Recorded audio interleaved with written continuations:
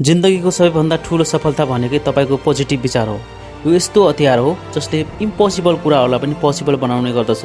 जसरी तपाईँले आफ्नो जीवनमा सोच बदल्न थाल्नुहुन्छ नि, अनि तपाईँको जीवनमा पनि नयाँ बदलाव आउने गर्दछ।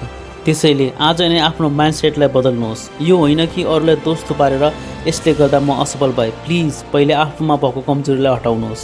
आज तपाईँको जीवनमा केही प्रब्लम छ, खराब समय चलिरहेको छ भने यो सोचलाई नेगेटिभ नराख्नुहोस्, किनकि समय बदलिन्छ अनि समय र मौसम एक जस्तै हो। यो परिस्थिति अनुसार बदलिने गर्दछ। सधैँभरि एक नाचको मौसम हुन सक्दैन, कहिले घाम त कहिले पानी, कहिले बादल।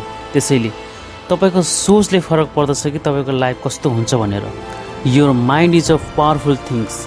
When you feel it with a positive thought, your life will be start to change. So आजैदेखि पोजिटिभ सोच राख्न सुरु गर्नुहोस्। त्यसै गरी नेगेटिभ सोच यस्तो किरा हो जसले तपाईँको लाइफलाई भित्रीबाट खोक्लो बनाइदिन्छ। त्यही नेगेटिभ सोच जसले तपाईँको लाइफलाई कहिले पनि माथि उठ्न दिँदैन। नेगेटिभ सोचवाला मान्छे सधैँभरि दुःखी अनि असफल हुने गर्दछ।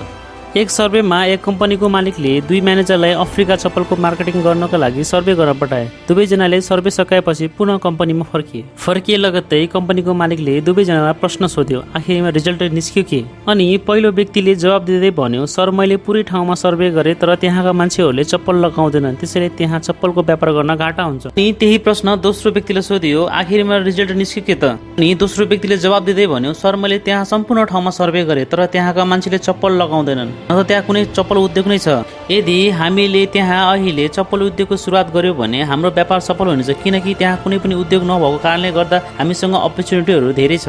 त्यहाँ केही पनि गरिएको हुँदैन, त्यही ठाउँमा धेरै नै अपर्च्युनिटीहरू हुने गर्दछ। अनि त्यही दोस्रो व्यक्तिको पोजिटिभ सोचको कारणले गर्दा आज त्यो कम्पनीले नै प्रफिट लिइरहेको छ। त्यसैले लाइफमा जहिले पनि पोजिटिभ सोच राखौँ। नेगेटिभ कुराहरूलाई मनदेखि अनि दिमागदेखि हटाउन सुरु गर्नुहोस्। के तपाईँहरूलाई यो भिडियो मन पर्यो भने प्लिज लाइक, सब्सक्राइब, कमेन्ट अनि सेयर गरिदिनु नभुल्नु होला।